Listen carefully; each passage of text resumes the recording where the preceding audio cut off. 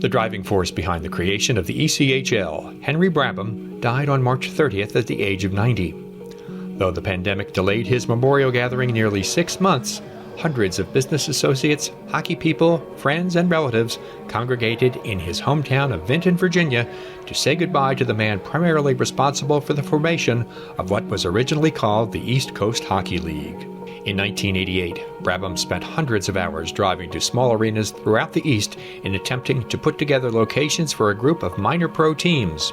In its first season, the ECHL consisted of 5 clubs. Brabham owned 3 of them. From that point, it grew from one of a number of lower-level minor pro leagues to the status it holds today, the 26-team Premier AA Development League in North America. Brabham was a man with ambition. He founded his own petroleum company and owned a convenience store chain in the Roanoke Valley. In addition to serving as mayor of Vinton, he also developed and was the longtime owner of the Lancerlot Sports Complex, where one of those first teams, the Virginia Lancers, played. It seemed appropriate that the complex hosted his memorial gathering. The ECHL's trophy for the best regular season record, the Brabham Cup, is named in his honor. Here's the first commissioner of the ECHL, now the league's commissioner emeritus, Pat Kelly. He said when he went to college in Greensboro, North Carolina, I started playing in Greensboro in 1959. He was going to school there. And he said he fell in love with the game of hockey. He said, I always remember that redheaded guy that was skating around fighting everybody, and I wanted to be a part of hockey when I had a chance to get into it. But that was my first hockey, because he was born and raised in Columbia, South Carolina. But he fell in love with hockey after he'd seen a few games.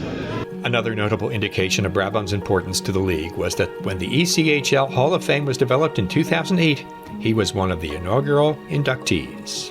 Brabham had a reputation as a tough businessman, but he was also known as someone who appreciated hard-working people as well as his family and his friends. And he loved hockey, although he discovered it as an adult. He was an awesome family. He was an awesome husband. He loved his family, and his passion was for hockey, and he fought quite a while to keep it here in the valley.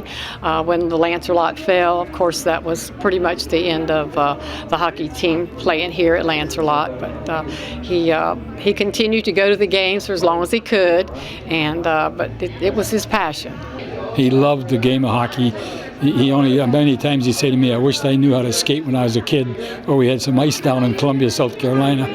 He said, I'd like to have been born in Canada. That way I could have started playing hockey and got into some fights. Whether it was for his activities and financial resources, which established the league in the 1980s and 90s, or the league's success, which came after his retirement from day-to-day involvement, Henry Brabham will always be remembered as the father of the ECHL.